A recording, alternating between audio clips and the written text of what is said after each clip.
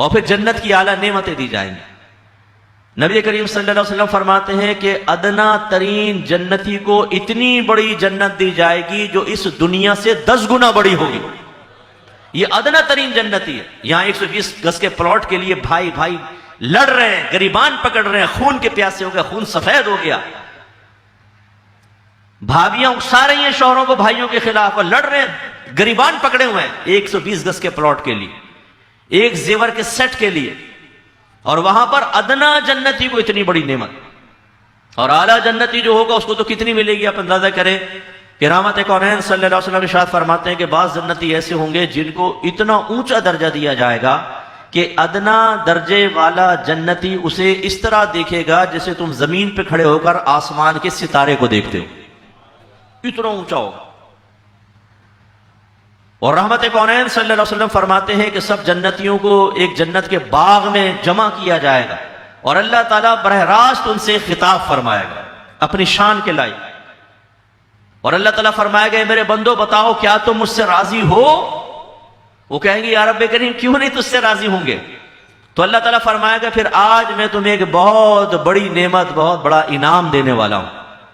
तो वो मुताज्जिब हो जाएंगे क्योंकि जन्नत की ऐसी जैसी नेमतें देखेंगे कि रहमत कौनैन ने जैसे फरमाया कि ना तुमने, ना किसी की आंख ने उनको देखा, ना किसी के कानों ने उसको सुना, और ना किसी के दिल में उनका ख्याल आया, ऐसी नेमत है।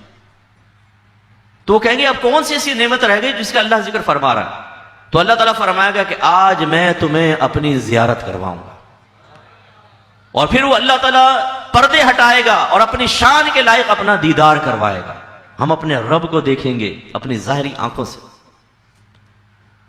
रहमत कौनैन सल्लल्लाहु अलैहि वसल्लम फरमाते हैं कि एक जन्नती अपने दोस्त को बुलाएगा दावत पर, जैसे आप इनवाइट करते हैं आज लस्सी पिला, आज तुझे सिगरेट पिलाता हूं, आज ढाबे पे चाय पीते हैं कोई होटल पे बैठकर।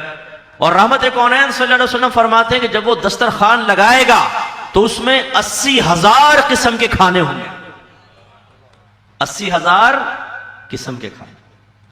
यह है सैलरी उनकी जिन्होंने ड्यूटी पूरी की होगी। नबी करीम सल्लल्लाहु अलैहि वसल्लम फरमाते हैं कि एक जन्नती लेटा होगा तो उसको आसमाने जन्नत पे परिंदे उड़ते हुए दिखाई देंगे, तो दिल चाहेगा उसका कि काश ये भुनकर मेरे पास आ जाए, रोस्टेड आ जाए। जैसी वो तमन्ना करेगा एकदम वो परिंदा भुनकर सामने आ जाए। और सरकार फरमाते हैं कि वो बगैर आग के भुना हुआ होगा, जिसको स्टीम रोस्ट कहते हैं ना, हल्की हल्की हरारत में। और जब जन्नती खा लेगा फिर अल्लाह के हुक्म से परिंदा दोबारा जिंदा होकर फिर उड़ने लग जाएगा।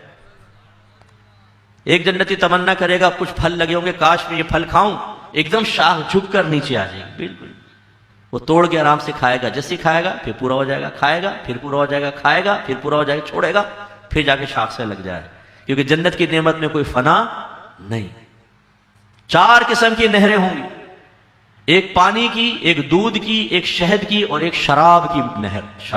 शराब भी होगी जन्नत में, लेकिन सरकार फरमाते हैं वो शराब ऐसी होगी कि जब जन्नती पिएंगे सिर्फ एक सुरूर होगा, हल्का हल्का सा एक नशा सा आएगा, एक मजा लज्जत। ना उसमें कोई ऐसा होगा कि आदमी अपने आप से बेगाना हो जाए, बेहुदा बकने लग जाए। जैसे आपने ये जहाज देखे होंगे टुन बलिदान होके, कोई यहाँ पड़ा हुआ है कोई वहां पड़ा हुआ है। ये शराबियों को देखे माँ बहन की गालियां बक रहे होंगे, ना माँ की तमीज ना बाप की तमीज। वो शराब में ऐसा नहीं है। दूध पिए, खालिस दूध की नहरें बह रही हैं, शराब की नहर, पानी, जितनी मर्जी नेमत खाओ।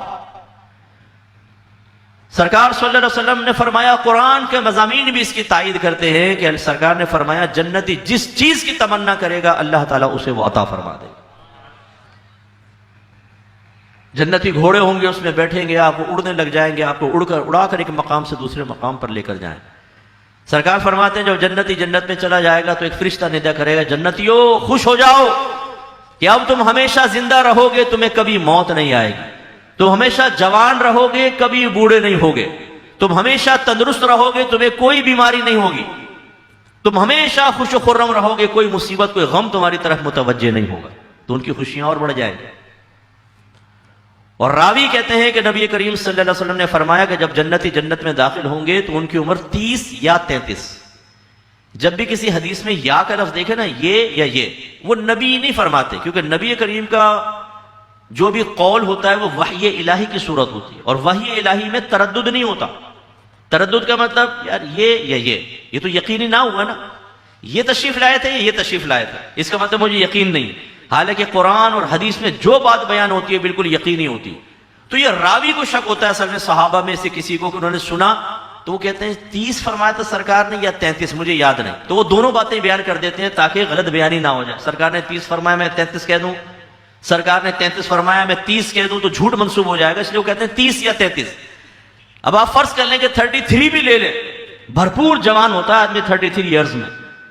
तो एक हैरत अंगेज मंजर नौजवानों आप ये देखेंगे कि अगर दादी जा रही हैं वो भी 33 साल की, दादा जा रहे हैं 33 साल के, अब्बा जान 33 साल के, अम्मी भी 33 साल के, आप भी 33 साल के, आपका बेटा भी 33 साल, बेटी भी 33 साल, आपके परदादा भी 33 साल के, सब एक एज के, एक उम्र के सब वहां पर मौजूद होंगे।